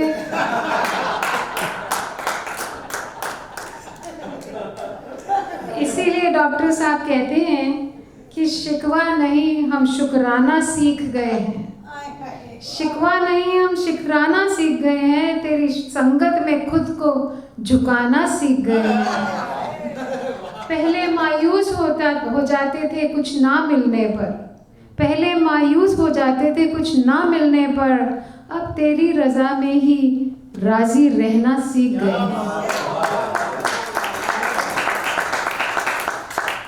परंतु डॉक्टर साहब हैं तो हमारे पक्के जिंदा दिल। कभी ना कहो कि दिन अपने खराब हैं, कभी ना कहो कि दिन अपने खराब हैं, समझो कि हम कांटों से घिरे गुलाब हैं, समझो कि हम कांटों से घिरे गुलाब हैं। रखो हौसला वो मंजर भी आएगा, प्यासे के पास चलकर समंदर भी आएगा। थक कर ना बैठो ए मंजिल के मुसाफिर, थक कर ना बैठो ए मंजिल के मुसाफिर, मंजिल भी मिलेगी और जीने का मजा भी आएगा। तो ऐसे हमारे डॉक्टर साहब पेशे से तो पशु चिकित्सक हैं और उपाध्याय जी को भी अमेरिका में बसे करीब 37 वर्ष हो गए हैं। मंदिरों में और सांस्कृतिक संस्थाओं में सेवारत रहते हैं। भारतीय संस्कृति और हिंदी इनकी विशेष रुचि है। ये अभिनय भी बहुत बढ़िया करते हैं, स्टेज पर भी, मंच पे भी। आकार छोटा है परंतु व्यक्तित्व बहुत बड़ा। आचार मस्ती भरा पर रिश्ते निभाने में गंभीर गहराई है, सच्चाई है। 2008 में पहली बार डॉक्टर साहब से मिली थी मैं कवि सम्मेलन के संदर्भ में, और इन्होंने आश्वासन दिया था कि मैं तुम्हारी 50 टिकटें भिजवा दूंगा, परंतु डिस्काउंट देना पड़ेगा क्योंकि सीनियर्स को देनी है। और तभी से ये हमारे साथ जुड़े हुए हैं।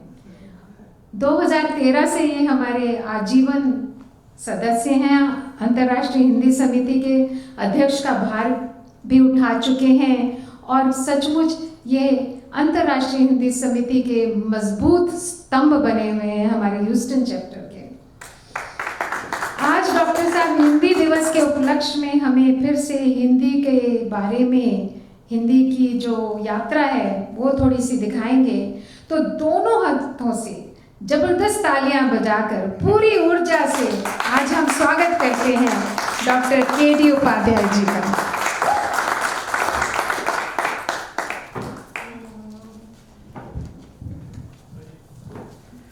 ये तो ठीक है, मंच देख लो भैया। माइक तो मैं ठीक कर लूंगा। माइक की जरूरत मुझे वैसे भी नहीं पड़ती है। आप तो इंश्योर हो ना?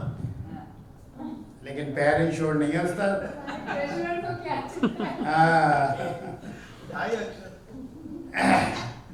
नहीं, 2.5 अक्षर वाला पहलवान वो था।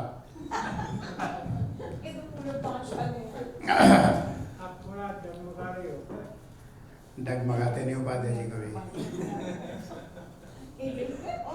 गुड। ओम मंगलम भगवान विष्णु मंगलम गणपतुजा मंगलम पुंडरीकाक्षम मंगलाय तनोहरि।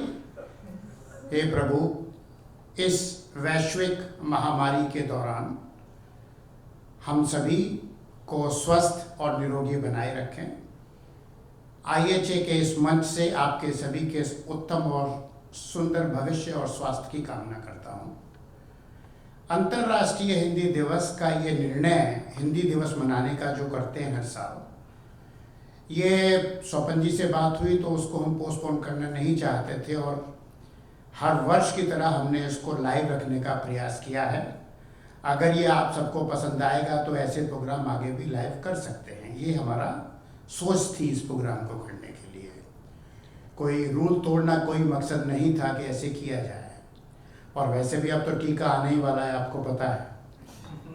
टीका किस किस को लगेगा पता नहीं, बहुत से लोग तो अभी तक फ्लू के टीके नहीं लगवाते, तो कोई वो नहीं है। पर देखिए, मैं थोड़ा सा आज हटके वीर रस और हास्य मेरा मेन है, मैं उससे हटके आज थोड़ा सा, चूंकि हिंदी दिवस है तो मैं ये दिखाना की प्रयास करूंगा।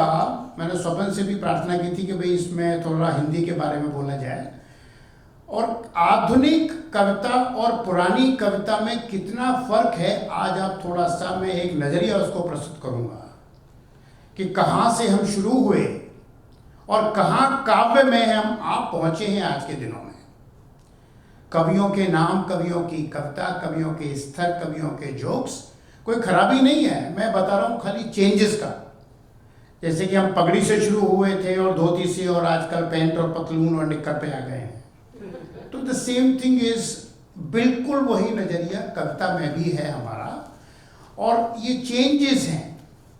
देखिए, 5000 साल पहले जब प्रलय हुई थी तो मनु आदि काल के जो महर्षि थे और आदि मानव बोले जाते हैं, वही एक प्राणी थे जो कि बचे रहे थे हिमालय की ऊंची चोटी पर, और उन्होंने मनुस्मृति की रचना वहां से की थी।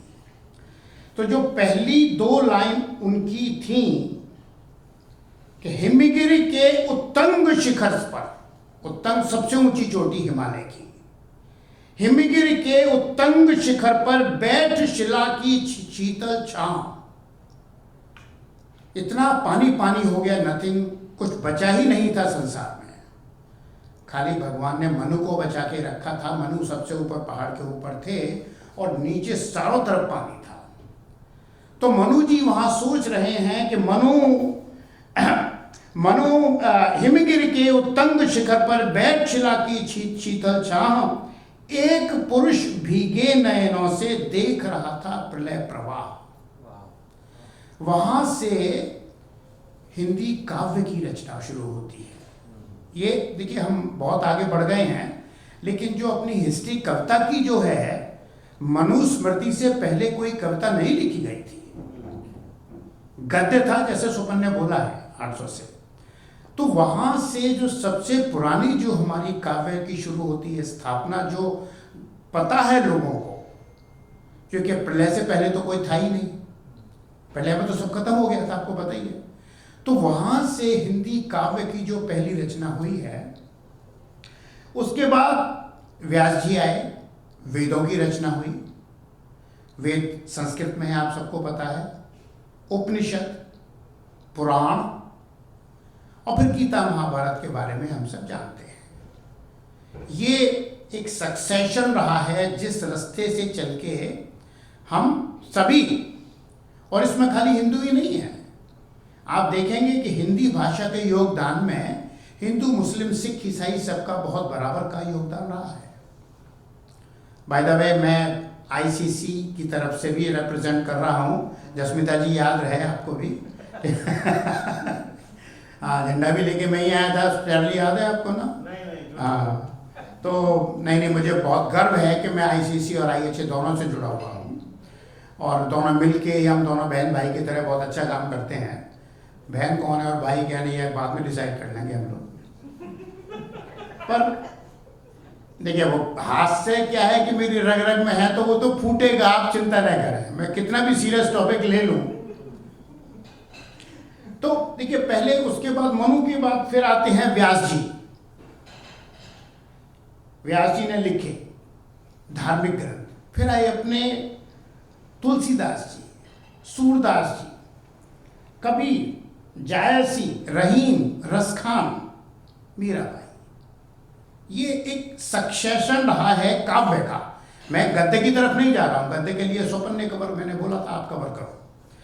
तो अगर उसमें अगर हम देखें, फिर उसके बाद देखिए पीढ़ी दर पीढ़ी चलती चली जाती हैं चीजें, और बदलता भी रहता है। अगर आपको ध्यान देखें, सूरदास के टाइम पे जो चीजें आई हैं, मैया मोरी में नहीं माखन खायो, आप कल्पना कीजिए एक अंधा व्यक्ति जिसने कभी नहीं देखा, सूरदास जी अंधे थे, और इतना सौंदर्य रूप का वर्णन कर रहे हैं भगवान कृष्ण के कि मैया मोरी मैं नहीं माखन खायो, ग्वाल बालों ने मेरे मुंह पे लगा दिया है। अब आप उस अंधे व्यक्ति की कल्पना देखिए, उसने ना कभी कृष्ण को देखा है, ना कभी माखन को देखा है, ना बच्चों को देखा है, बट कविता इतनी सुंदर है कि ग्वाल बाल सब बैर पड़े हैं, बरबस मुख लपटाए। ये कविता का जो असली भाव है वो है, जब आप, मैं आधुनिक बताऊंगा तो आप समझेंगे कि कितना फर्क हो गया है चीजों में। I mean, उसके बाद आते हैं देखिए अपना, जैसे कि कबीरदास जी का है, रसखान को ले लें।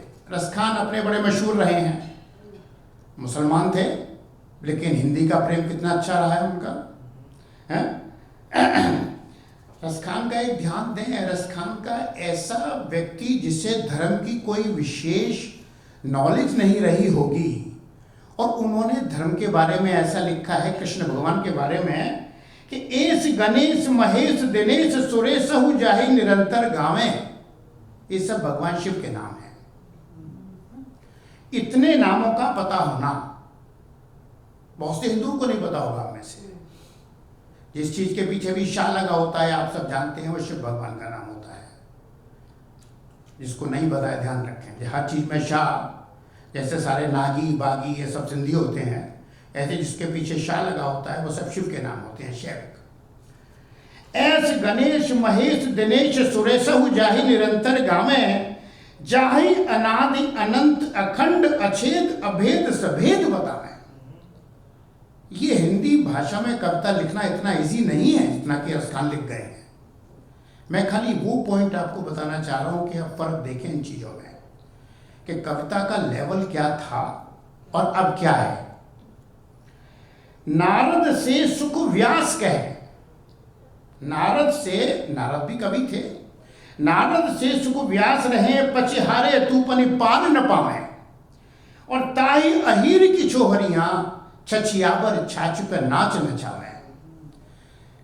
अहीर भगवान कृष्ण यादव थे, अहीर भी बोला जाता है, यादवों का दूसरा परिणाम अहीर भी है। तो वो कृष्ण जो कि सारी दुनिया को नचाते थे, उंगली पे पर्वत उठा लिया, उसे उन यादवों की जरा जरा सी लड़कियां माखन पिलाएंगे छाछ पिलाएंगे करके अपने घर में नाच नचाती हैं। ये हमारी कविता का सौंदर्य था। अच्छा, उसके बाद जयशंकर प्रसाद, हिमगिर के उत्तंग शिखर पर आपने सुना, रामधारी सिंह दिनकर, क्षमा शोभती उस भुजंग को जिसके पास गरल हो, उसको क्या जो दंतहीन विषहीन विनीत सरल हो। हिंदी है, काव्य है, पर आप समझें क्या कह रहे हैं कि क्षमा उसको अच्छी लगती है जो आदमी क्षमा करने योग्य है।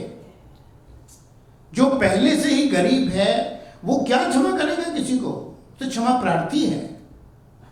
तो ये मैंने इसमें खाली इसलिए आपको ये बताने का प्रयास कर रहा हूँ, हिंदी दिवस वैसे तो हम अपनी उसमें ठीक खुश रहते हैं कि ये हिंदी दिवस में यथा भाषा तथा साहित्य, और जैसा साहित्य हमारा है तथा संस्कृति, वैसी संस्कृति होती चली जाती है हमारी।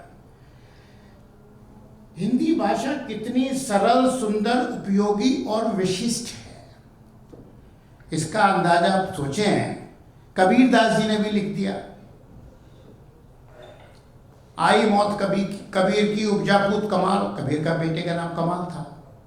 हरिका सुमरन छोड़कर घर ले आया माल। तो ये हिंदी भाषा का इतना गरिष्ठ है। लाइफ भी आप देखें, इसको 5000 साल पुराने तक का वर्णन है। और वेद, बहुतों में से 99% लोगों ने, हमने वेद नहीं पढ़े हैं। पढ़ने की तो बात छोड़ो, वेदों के नाम तक नहीं पता होंगे 4 वेद कौन कौन से हैं। उपनिषद 21, पुराण 18। तो ये जो चीजें हैं, ये कम से कम हिंदी दिवस के दिन हम थोड़ा सा इसके बारे में देखें। हमारा प्रयास और हमारा और सुमन का प्रयास खाली यही था इन चीज़ों के बारे में कि अच्छा। और देखिए, इसमें रसखान के बारे में मैं थोड़ा सा और भी कहता हूँ कि मुझे इसलिए अच्छे लगते हैं रसखान, चूँकि एक मुस्लिम समुदाय के होते हुए उन्होंने कृष्ण पर कितना अच्छा लिखा है। या लकुटी अरु कामरिया पर राज तिहु पुर कोटर डारो, आठम सिद्ध नवो निधिको सुख नंद की धेनु चराए विसारो। या लकुटी, कृष्ण के हाथ में जो लकुटी थी, या कमरिया जो लटकाए घूमते थे, उसके ऊपर में 3 लोगों का राज डालने को तैयार हूं, ये कह रहे हैं रसखान। तो ये लाठी में गुण बहुत हैं, सदा राखिए संग, गहरे नद नाले जहां तहां बचावे अंग, अरे तहां बचावे अंग झपट कुत्ता को मारे। ये सरल भी है। आपने विशिष्टता देखी हिमालय की उत्तंग जयशंकर प्रसाद की, सरलता देखी, वात्सल्य देखा, और सुभद्रा कुमारी चौहान नाना कहकर बुला रही थी, मिट्टी खाकर आई थी, कुछ मुंह में कुछ लिए हाथ में, मुझे खिलाने आई थी। अभी नीरा जी ने इतनी सुंदर कविता पढ़ी माँ के ऊपर में, बहुत अच्छा लगा, धन्यवाद नीरा जी। बस वेरी नाइस। आप आया कीजिए, सुनाया कीजिए। आप विपिन जी की बात मत माना कीजिए, इनकी बातों में मान के तो पागल हो जाओगे आप। हाँ, कोई बात नहीं।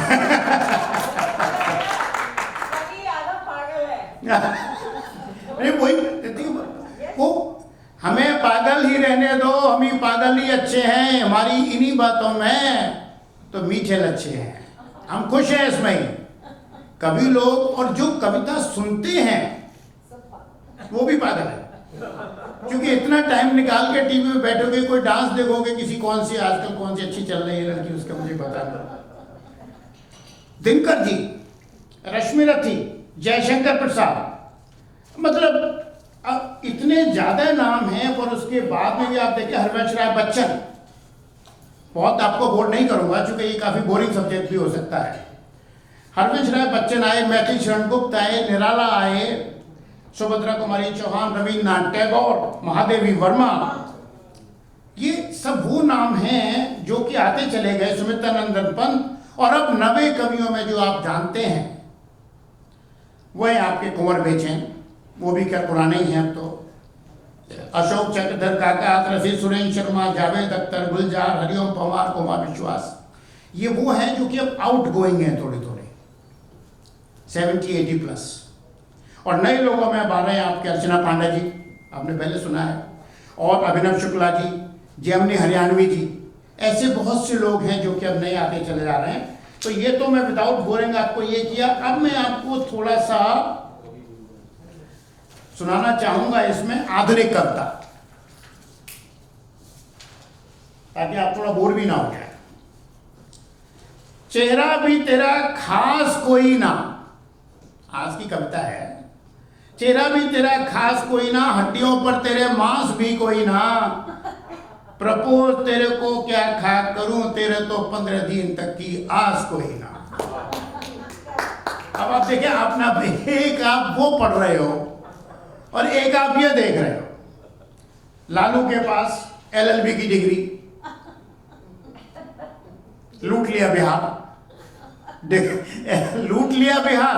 आई मीन ये एक और कविता का आज का स्तर देखें, सारी ऐसी नहीं है, मैं ये नहीं कहता, आजकल बहुत अच्छी कविताएं भी हैं, जैसे बहुत अच्छी मूवीज बनती हैं। जिसे दिल दिया वो दिल्ली चली गई, जिससे प्यार किया वो इटली चली गई, दिल ने कहा खुदकुशी कर ले पगले, बिजली को हाथ लगाया बिजली चली गई। I mean we love these things too, but अपना स्तर तो पहचान। दो स्टूडेंट आपस में बात कर रहे थे, यार आज पता चला मैं भी आमिर खान से कम नहीं हूं। उसने वो पूछा वो वैसे, बोला कल गजनी देख के आया, वो भी 15 मिनट में सारा भूल जाता है, मैं भी पढ़ता हूँ सब 15 मिनट भूल जाता हूँ। भगवान के भक्त प्रसन्न होके बोले वत्स क्या चाहिए?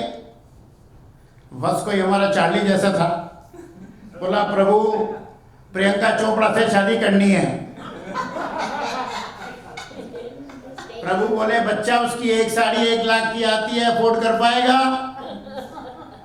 प्रभु बोले, चार्ली बोले प्रभु कोई उपाय? बोले मल्लिका शेरावत ले ले कपड़े। देखिए ये मैं हाँ चलेगी, कपड़े का मैं लफड़ा ही नहीं साड़ी का। आज के गीत शाहरुख खान गाते हैं मुंह में धीरे धीरे, हौले हौले से हवा चलती है। अबे हवा का क्या, पंखा तेज करना, पागल है क्या? तेरा पंखा खराब है भाई, कोई गाना हुआ क्या हौले हौले से हवा चलती है? एक और सुनिए वानगी, इतनी खूबसूरत हैं आप, खुद को दुनिया की नजर से बचाया करो। इतनी खूबसूरत हैं आप, खुद को दुनिया की नजर से बचाया करो। आंखों में काजल लगाना ही काफी नहीं, गले में नींबू मिर्च भी लटकाया करो। I mean unbelievable. हमारे राजीव भवसार जी बैंक में काम करते हैं। बैंक में भगवान ना करे कभी आपकी बैंक में पड़े, बैंक में डकैती पड़ी तो डाकुओं ने सबको लाइन में खड़ा किया, नाम पूछते और नाम ठीक नहीं लगता तो गोली मार देते। तो एक लड़की, सबको गोली मारते जा रहे, एक लड़की का नंबर आया, बोले नाम, बोले मेरा नाम पिंकी है। तो लड़की वो डाकू बोला अरे चल पिंकी तो मेरी बहन का नाम है, जा तुझे नहीं मारता, छोड़ दिया। अगली लाइन में राजू खड़े थे, राजू को बोला नाम बताओ। बोले साहब नाम तो मेरा राजू है लेकिन घर में मुझे लोग सब पिंकी बुलाते हैं। I mean, unbelievable.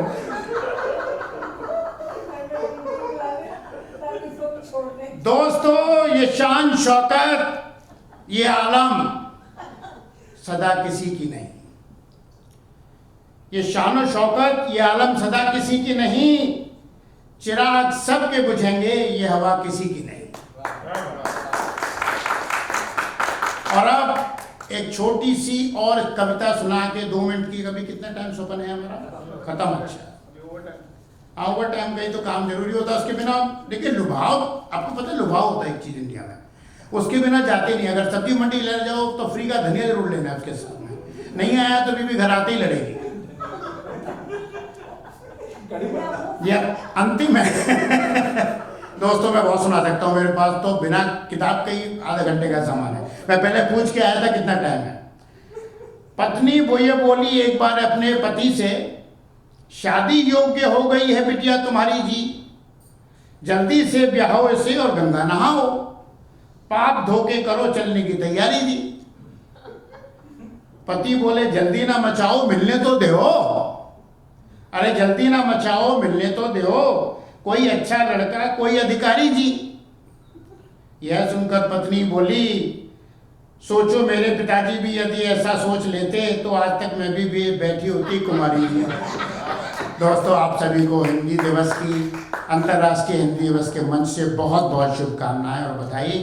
कृपया कर आते रहें, हमारा हौसला बढ़ाते रहें। संगीता जी आपने बहुत अच्छा काम किया है, आप सभी को साधुवाद, नमस्कार।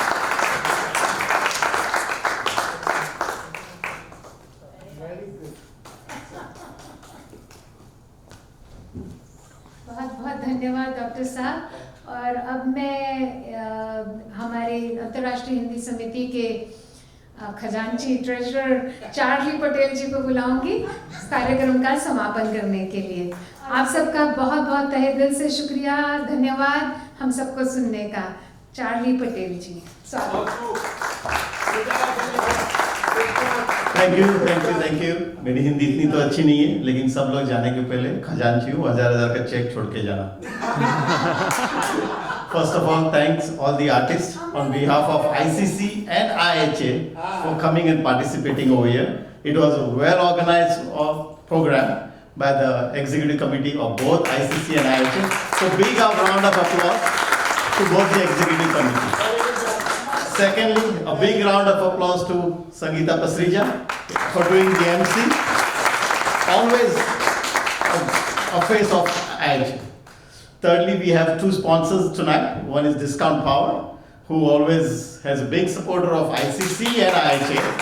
So anybody who doesn't have a good contract, please go ahead up on discountpower.com and do sign up, and you'll get a better deal, and that will help our organizations at the same time. That's right.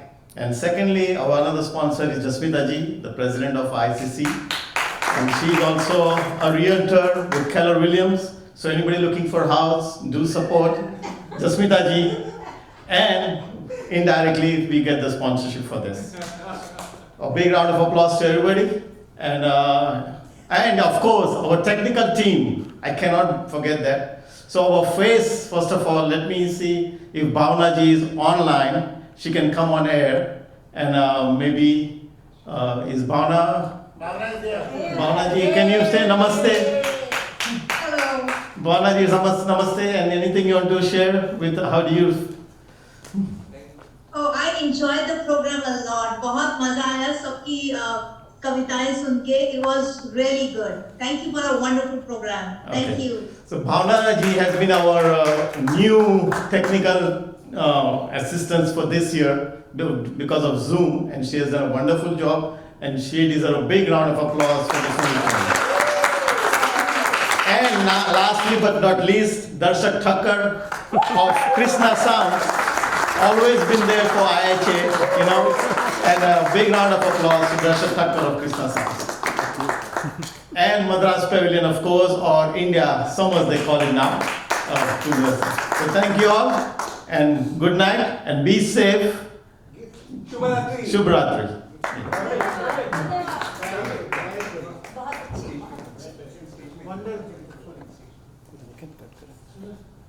Thank you. Good job, guys. Very good job. Cancel was from.